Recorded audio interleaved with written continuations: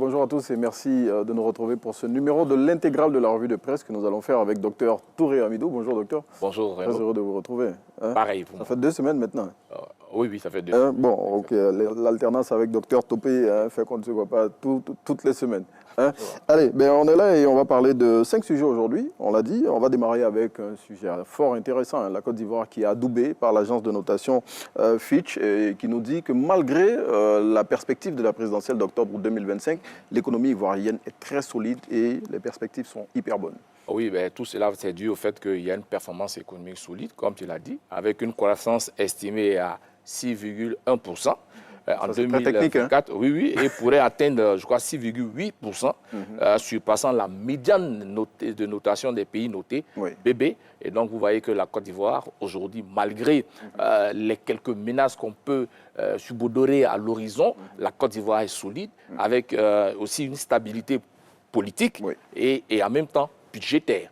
Donc, ce sont voici des éléments qui permettent d'être rassurés et qu'effectivement, il y a du travail. Donc, stabilité politique, c'est ça le point d'orgue, parce qu'avec les élections, l'élection présidentielle qui arrive, bon, je dis, avec les souvenirs malheureux qu'on a connus, je dis, tout le monde est un peu dans l'anxiété, mais Fitch rassure, malgré cela, je dis, tous les voyants sont ouverts. Oui, tous les voyants sont ouverts. Il y a une performance budgétaire également qu'il ne faut pas oublier. Voilà. Et donc, tout cela permet, ce sont des éléments qui permettent de rassurer un peu les Ivoiriens. Mais ce n'est pas les rassurer parce qu'il faut les rassurer, mais de façon technique. Les résultats, la croissance, etc. Voici des instruments, des ressources qui permettent de rassurer les populations. C'est vrai que la conflictualité est inhérente à la politique, mais en même temps, elle ne peut pas altérer tous les acquis. Même s'il y a des bruits, ce sera quand même limité. Ça ne peut pas déstabiliser toute cette structure qui a été conçue et réalisée depuis un certain moment donné par la Côte d'Ivoire. Justement, parlons de structure, tout ce qui est infrastructurel et tout ça, tous les acquis en matière de routes, en matière d'hôpitaux, d'écoles et tout ça, ça c'est bien là et c'est bien perspective, on le voit bien. Ah oui, on le voit, donc ce n'est pas quelques éléments de tension ou des tensions politiques qui pourront vraiment détruire tout d'un seul coup, mais on ne le souhaite pas et on ne voudrait même pas qu'il y ait des tensions. C'est vrai, on peut rester au niveau du verbal, c'est normal, c'est la rhétorique politique. On peut s'attaquer, on peut parler, etc. On peut disqualifier son adversaire, mais pas son ennemi, si on reste vraiment dans le politique. Et puis alors, ce sera tout bénéfice pour la Côte d'Ivoire, étant entendu que les perspectives politiques et les défis à venir sont favorables pour la Côte d'Ivoire. Oui, justement, et la Côte d'Ivoire et les Ivoiriens surtout qui savent se réunir autour de l'essentiel et on a bonne foi que ces élections vont se passer dans de très bonnes conditions pour justement continuer le chemin du progrès justement, que note l'Agence internationale de notation Fitch qui rassure la Côte d'Ivoire est assise sur des bases solides. Oui, nous sommes passés à BB maintenant. La notation, c'est BB. Donc, la médiane là-bas, c'est 3,8, alors que la Côte d'Ivoire est à 6,1%. Comme pour dire que tout se porte à merveille dans le meilleur des mondes. Et surtout, on espère que les politiciens, bon, c'est le message que tout le monde lance et tout le monde est unanime là-dessus. L'élection présidentielle plutôt d'octobre 2025 doit se passer dans de bonnes conditions. Le chef de l'État, justement, a donné le ton. Dans son message du 31 décembre, il a assuré que les choses se passeraient dans la paix, dans la quiétude et surtout après, on serait toujours dans la joie. On va parler, docteur, d'énergie. Après Fraternité Matin, on s'intéresse au quotidien Le Jour Plus, qui nous dit que la première pierre d'une centrale photovoltaïque, bon, j'y arrive, a été posée à Ferkessédougou après celle de Boundiali. Oui, donc c'est la deuxième centrale solaire après celle de Boundiali, baptisée Ferke Solar, qui s'inscrit également dans la stratégie de la transition énergétique en Côte d'Ivoire, qui vise à atteindre 45% d'énergie renouvelable d'ici à 2030. Et donc, il faut dire que la Côte d'Ivoire est lancée dans son projet et on ne va pas s'arrêter seulement à Ferke. Je pense que ça va s'étendre. Il y en a d'autres qui sont prévus. Il y en a 12 au total qui sont prévus. Donc là, après Boundiali, on a Ferke, ça fait 2. Il va en rester 10 encore. Oui. Mais tout ceci, l'objectif, c'est de renforcer vraiment l'indépendance énergétique et améliorer la couverture en électricité à travers toute la Côte d'Ivoire. Et surtout réaliser le mix énergétique que la Côte d'Ivoire veut atteindre. Toute la transition et le mix énergétique.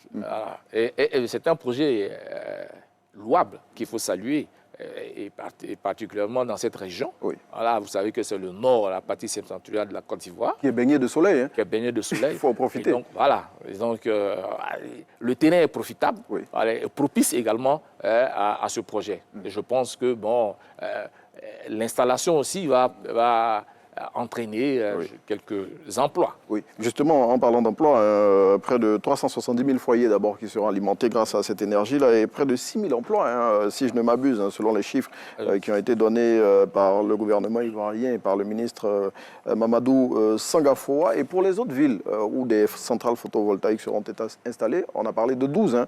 Donc après Boundiali, Ferké, récemment, la première pierre a été posée. On parle de Bondoukou, Korogo, Mbengue, Katiola, Tengrela, Kong, Touba, Sérébou, Soubré, Odéné, Mankono. Bon, presque toute la Côte d'Ivoire qui va être couverte. La Côte d'Ivoire, c'est amaillé par des centrales solaires. Je pense que c'est bien. Nous aussi, nous sommes baignés par le soleil. La Côte d'Ivoire, on est à la fois baignés par le soleil et la pluie. Oui. Je pense qu'on ne peut que se réjouir. Oui. Et que si on utilise aussi également dans ce contexte-là d'énergie renouvelable, c'est une très bonne chose pour la Côte d'Ivoire. Et donc, sécurité énergétique garantie grâce à toutes ces infrastructures que l'État de Côte d'Ivoire est en train de dérouler. Et on était là à l'étape de Ferké-Sédougou, où une centrale photovoltaïque dont la première pierre a été posée. Et donc, les travaux vont être lancés, bien évidemment. Ça va permettre d'alimenter les foyers de la partie septentrionale de la Côte d'Ivoire et surtout créer des emplois. Des emplois, absolument. C'est bien cela. Ce qu'il faut vraiment retenir. Oui, c'est ce qu'il faut retenir. Important. Oui. Autre sujet, hein, docteur, on s'intéresse maintenant au quotidien Le Mandat qui nous parle du lancement de la 25e semaine nationale de la sécurité routière, lancement qui a eu lieu à Dabo. À Dabo. Dabo était aussi est baigné par un trafic assez dense. Assez dense, hein, Abidjan est en train de se déplacer de ce côté-là aussi. En train de se déplacer. Et c'est déjà une très bonne chose que de initier ou de lancer cette 25e semaine nationale de la sécurité à Dabo. Et il faut le dire, il y a une plaie en Côte d'Ivoire. Nous savons que la route tue énormément. La route tue énormément, due essentiellement à un facteur humain, à la mécanique également. Et puis, ce qu'il faut comprendre, c'est que cette semaine est une sensibilisation aux bonnes pratiques routières. L'insécurité routière en Côte d'Ivoire peut être freinée si nous avons une conscience. Si nous savons que pour monter dans un véhicule, il faut que le véhicule au moins soit en bon état. Justement. Il faut que l'individu lui-même comprenne qu'il tient sa vie, il tient la vie des autres, parce que même un passager, enfin j'allais dire un piéton, est une cible potentielle d'un chauffard. Et donc il faut faire très attention. Et donc c'est cette éducation-là qu'on apporte aux populations. Justement, on parlait de bon état des véhicules et le thème de ce mois de la sécurité routière, c'est le bon état mécanique du véhicule, facteur de mobilité sûr. Oui, facteur de mobilité sûr.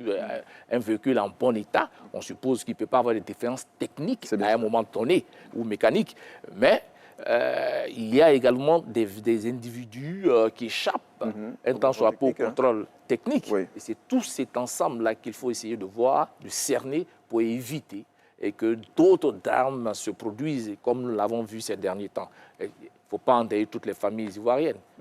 Bon, quelqu'un disait une fois, un docteur, pour plaisanter, mais c'était vraiment sérieux, que quand il voit tous les véhicules qui sont en très mauvais état sur nos routes, il se demande comment ces véhicules arrivent à passer le contrôle technique. Franchement. Là est toute la question. Bon. franchement, et surtout, cette semaine nationale de la sécurité routière, c'est un appel à la responsabilité individuelle et collective. Oui, responsabilité, je le disais tantôt, responsabilité individuelle.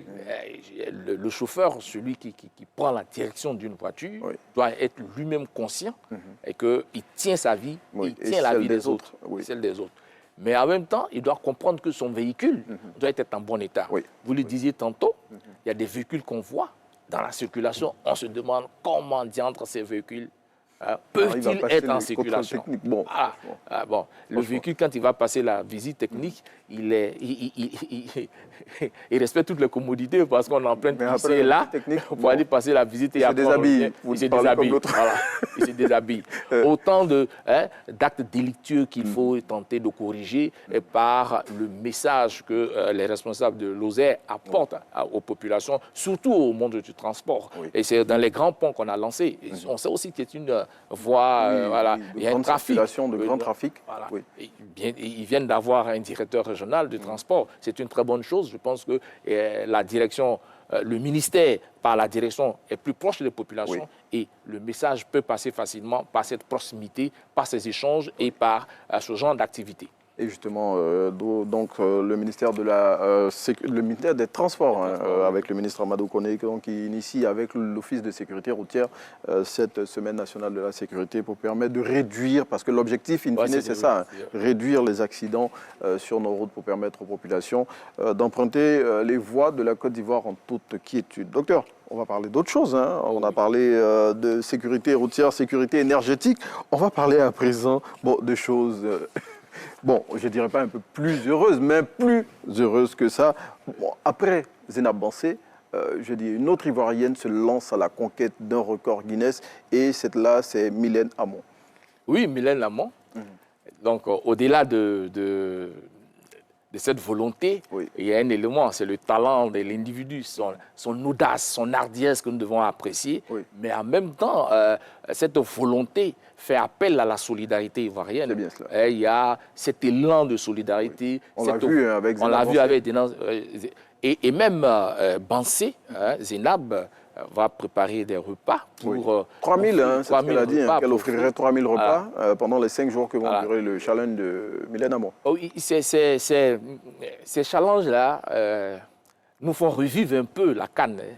Aujourd'hui, quand un Ivoirien est engagé dans un challenge, quand un Ivoirien est engagé, c'est toute la Côte d'Ivoire. Regardez, c'est le combat de... Oui, avec Samo, commandeur. Samo, oui. Donc, vous voyez que la mentalité a changé. Les gens commencent à changer. On commence à s'apprécier. On n'apprécie plus l'individu par son apport politique, mais parce qu'il faut sa compétence. S'il est ivoirien et que ce qu'il fait, si à la Côte d'Ivoire, tout le monde part avec lui, on le soutient.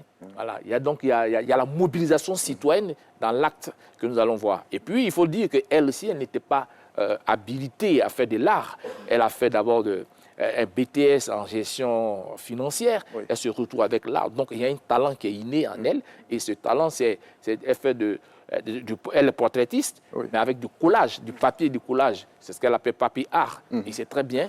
Donc, elle est sûre d'elle. C'est une valeur sûre pour la Côte d'Ivoire et la Côte d'Ivoire lui apporte son soutien.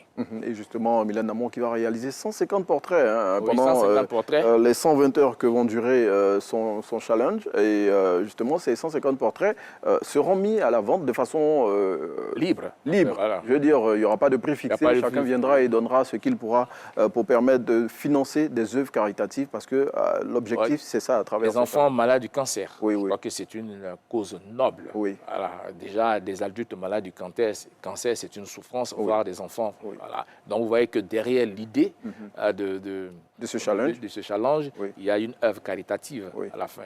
Donc, il faut saluer son courage et nous osons croire, elle a tous nos soutiens, qu'elle puisse vraiment pulvériser ce record 2025. Mylène, on te soutient. En tout cas, on la soutient et ça sera au stade de la BAE de Yopougon pendant 5 jours. 5 jours d'affilée. Voilà, 5 jours d'affilée, on aura les mêmes attractions, prestations artistiques. Zénab Bansé qui sera là pour offrir 3 000 repas.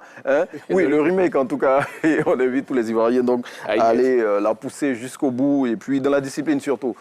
Surtout dans la discipline. Surtout dans la discipline. Voilà, parce que souvent, vous savez, à ces moments donnés, il y a un peu de folie, il y a un petit débordement. Voilà. Et surtout que c'est la BAE. Voilà. Donc, la sécurité est garantie. La sécurité est garantie. Voilà. On n'a pas d'inquiétude à se faire. Et docteur, je dis, dernier sujet qu'on va aborder, vous avez parlé des moments de folie de la CAN 2023. Hier, on a célébré l'anniversaire de la victoire contre le Mali. 89-17, c'est le temps exact du but de l'égalisation. Voilà. Ce pointu du jeune Adingra, le faux follet de l'attaque ivoirienne, qui a fait très mal au Mali. J'en veux pour preuve cette image. Où on est en train d'arroser la tête de l'ex-sélectionneur des Aigles du Mali. Qui est au Nigeria maintenant. Et nous allons croire qu'il va encore nous rencontrer. Et comme nous avons si bien le faire, on a le génie du coup du marteau. Et quand on te le place, là, il est irréparable. C'est ce qui est arrivé au Mali. Et vraiment, je pense qu'à partir de ce match contre le Mali, non, j'allais dire même un peu plus avant, le match contre le Sénégal, les Ivoiriens ont basculé. Du doute à la sérénité, mais en même temps à la responsabilité. Il y a quelque chose qui est né aussi. Il y a quelque chose qui est né, c'est ce que j'allais dire. Il y a quelque chose qui est né, il y a cette fusion-là. Et tout ce qui est ivoirien, tout ce qui appartient à la Côte d'Ivoire, appartient à tout le monde. Ce n'est plus l'affaire d'un individu, d'une région, etc. Mais on appelle ça l'élan national. C'est le patriotisme qui est né à ce moment-là. Regardez aujourd'hui comment les gens se sont mobilisés pour penser et comment on est prêt à se mobiliser. Au millénaire. Et hier, c'était Samo Samo. Donc aujourd'hui, la Coupe d'Afrique a fait naître en l'Ivoirien l'amour de sa patrie, la volonté d'être là où chaque Ivoirien est. On se sent et on participe, on se fond dans le moule. On est dans une période de liminalité où tout le monde converge vers un seul but, la victoire de l'Ivoirien. La victoire de l'Ivoirien et la victoire de la Côte d'Ivoire. Et puis en même temps, bon, en parlant de l'Ivoirien, je veux dire, c'est quelque chose de fou, quoi. Je ne sais pas si on retrouve ça ailleurs, mais les Ivoiriens sont prêts à faire de quelque chose d'insignifiant, mais quelque chose d'hyper grand. Mais c'est notre résilience. Il y a quelqu'un qui me disait, mais attends, je dis, comment on peut commémorer une victoire?